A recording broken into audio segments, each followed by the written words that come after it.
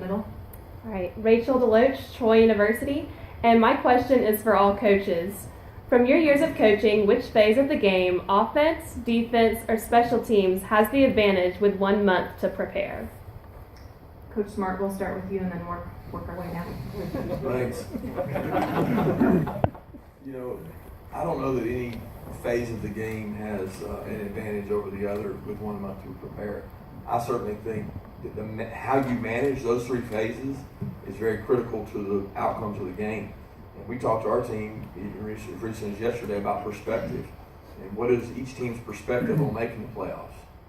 Do you have one team hungrier than the other that's upset they didn't win a championship? Are they going to work harder than you? Are you going to be complacent because you're the first team in however many years to win an SEC championship? So the perspective with which you go into it with, I think, is really critical. And the playoffs that I've been a part of, it's the team that manages those 25 days to get better, to improve your kicking game, your offense, your defense. But I don't think one has an advantage over the other. Yeah, I would agree with Kirby. I don't think it matters really what side of the ball you're talking about. This is probably the time.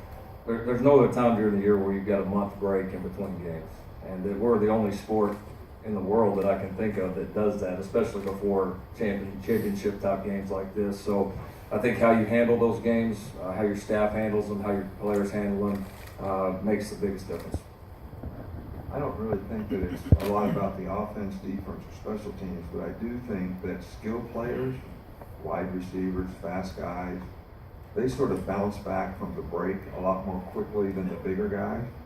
So I also think that because you don't play for a long time, one of the most difficult skills is the fundamental of just blocking and tackling. And that's why it's more challenging to the bigger guys. It just seems like it's a little bit harder to get everybody back to the level and the standard that you like. But the skill guys, they'll go out there for 2 days and catch passes and they're ready to go.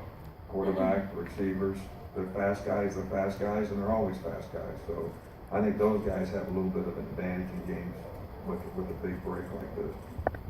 Yeah, I don't, from a offense, defense, kicking game, I don't really think anybody has an advantage because we all got the same amount of time. I think the advantage comes for how you use that time. I think because everybody uses that time differently. For us, we work a lot on ourselves. So it's a lot of Clemson work. Obviously, it's a lot of prep work for the team that we're getting ready to play, but it's also a lot of work on our future team. And so, we've got a formula that we believe in, and I think everybody is unique and different in how they use that time. And I think that is maybe an advantage or not an advantage, depending on what your philosophy is there. But as far as schematically, I think everybody's got the same amount of time to study and prepare and all that. So I don't really see a big advantage there. Okay, we'll go to the middle on the